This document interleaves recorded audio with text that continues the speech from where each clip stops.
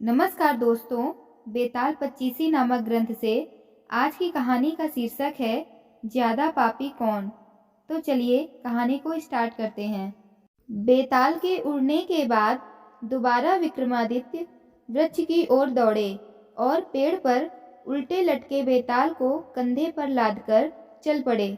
इसी बीच एक बार फिर बेताल ने राजा को एक नई कहानी सुनाते हुए कहा, बहुत समय पहले की बात है।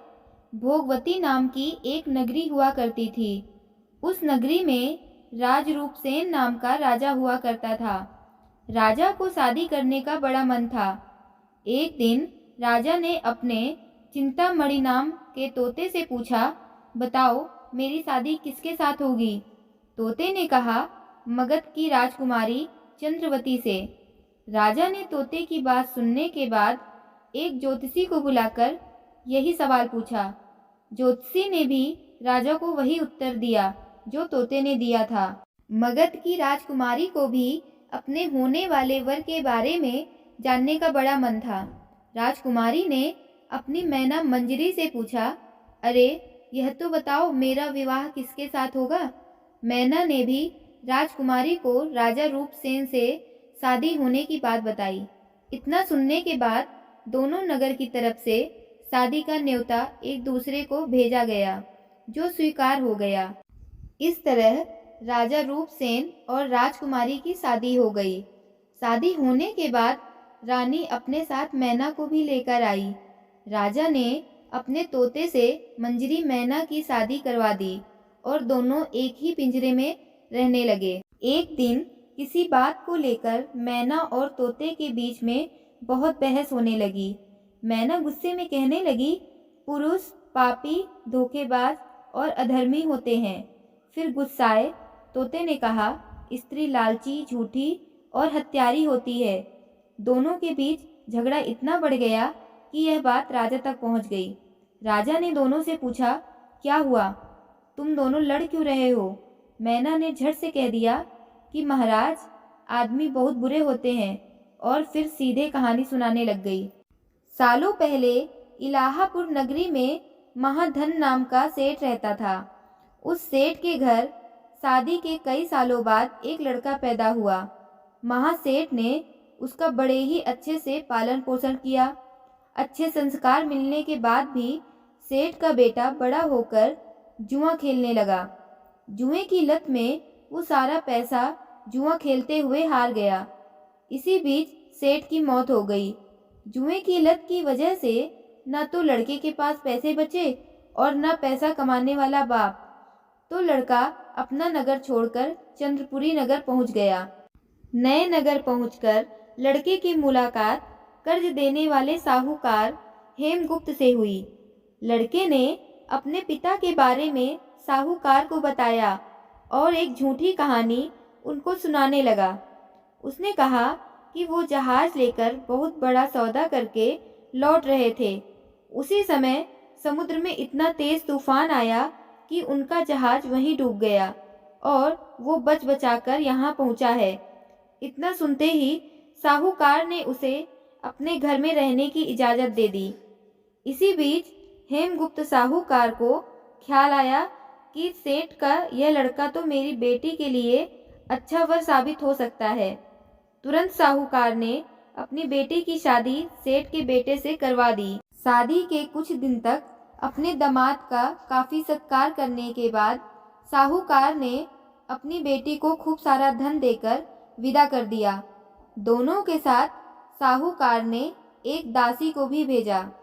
रास्ते में सेठ के बेटे ने अपनी पत्नी से कहा, सारे गहने मुझे दे दो, यहाँ कई लुटेरे हैं। उसकी पत्नी ने ऐसा ही किया। जेवर मिलते ही उसने दासी को मारकर कुएं में फेंक दिया और अपनी पत्नी को भी कुएं में धक्का दे दिया। लड़की जोर जोर से रोने लगी। उसकी रोने की आवाज़ सुनकर एक राहगीर ने महिला को कुएं से निकाला। कुएं से निकलते ही वो अपने पिता के पास चली गई। उसने अपने साहूकार पिता को सच्चाई नहीं बताई। उसने कहा, कुछ लुटेरे ने उन्हें लूट लिया है और दासी को मार दिया है। साहूकार ने अपनी बेटी को दिलासा देते हुए कहा, चिंता मत करो, तुम्हारा पति जिंदा होगा और वो कभी न कभी जरूर लौटकर आएगा।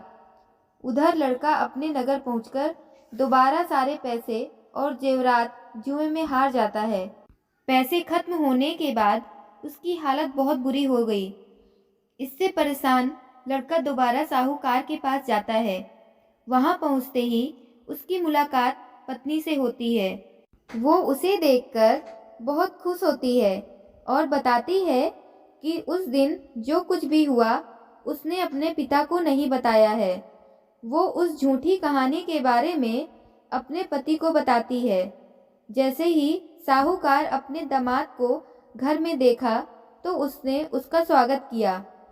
कुछ दिन साहूकार के घर में रहने के बाद एक रात को मौका देखकर सेठ का बेटा अपनी पत्नी को मारकर उसके सारे जेवरात लेकर फरार हो जाता है। यह कहानी बताने के बाद मैना कहती है, महाराज, ये सब होते हुए मैंने खुद अपनी आंखों से देखा है। यही वजह है कि मैं आदमियों को पापी कहती हूँ। मैना की कहानी सुनने के बाद राजा तोते से कहता है, अब तुम बताओ, स्त्रियों को बुरा क्यों कह रहे थे? यह सुनते ही तोता भी कहानी सुनाने लग जाता है। वो बताता है कि एक समय वो कंचनपुर में सागर दत्त नाम के सेठ के यहाँ रहता था। उसके बेटे का नाम श्री दत्त था, जिसकी शादी पास के ही नगर श्री विजयपुर के सेठ सोमदत्त की बेटी से हुई थी। शादी के बाद व्यापार करने के लिए लड़का परदेश चला गया। उसकी पत्नी जयश्री उसका इंतजार बेताबी से करती रही, लेकिन 12 साल गुजर गए, वो परदेश से लौटकर नहीं आया।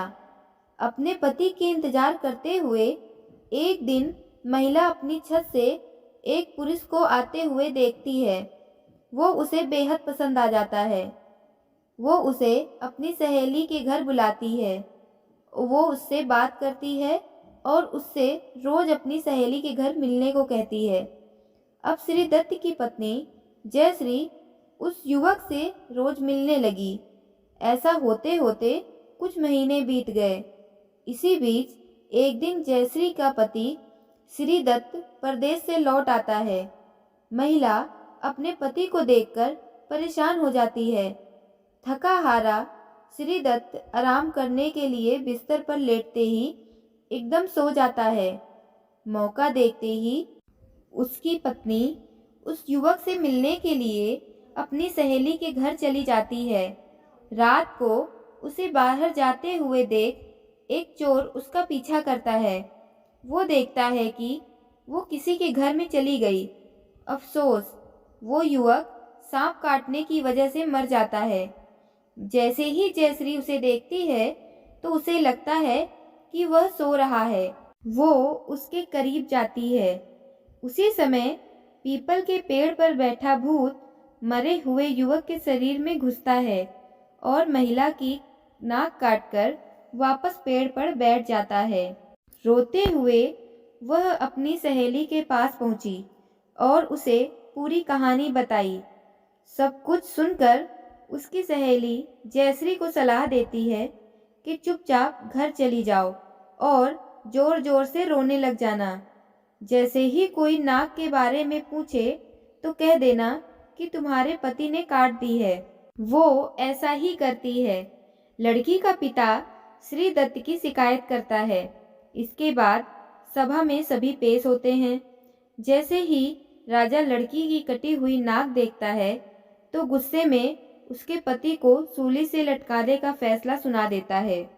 उस सभा में वो चोर भी मौजूद होता है जिसने श्री दत्त की पत्नी को रात में घर से बाहर जाते और अन्य चीजों को देखा था। राजा द्वारा सुनाई गई सजा को सुनते ही चोर बहुत दुखी हुआ। वो किसी तरह से हिम्मत करके राजा को सारी कहानी बताता है। कोई भी उसकी बात पर विश्वास नहीं करता। तो चोर कहता है, आप वहां चलकर देख लीजिए, भूत भी वही हैं और युवक की लाश भी। जब जांच की जाती है तो बात सच निकलती है। यह बताकर तोता कहता है, राजन, महिलाएं इतनी दुष्ट होती हैं। इतना कहकर बेताल राजा विक्रमादित्य से कहते हैं, बताओ महिला और पुरुष में ज़्यादा पापी कौन। राजा कुछ देर सोचकर बताते हैं, महिला ज़्यादा पापी है। बेताल कहता है, कैसे। राजा ने जवाब में कहा, विवाहित होने के बावजूद महिला की पर पुरुष पर नज़र थी और उसने अपने पति को धोखा दिया। तो दोस्तों, हमें इस कहानी से यह सीख मिलती है, इंसान को कभी भी झूठ नहीं बोलना चाहिए। झूठ बोलने का परिणाम हमेशा बुरा ही होता है। तो दोस्तों, ये कहानी कैसी लगी कमेंट करके ज़रूर बताइएगा। कहानी पसंद आए तो मेरे यूट्यूब चैनल को लाइक शेयर सब्सक्राइब करिएगा और अगर फेसबुक पेज पर देख रहे हैं तो फॉलो करना बिल्कुल मत भूलिएगा। कहानी सुनने के लिए धन्यवाद।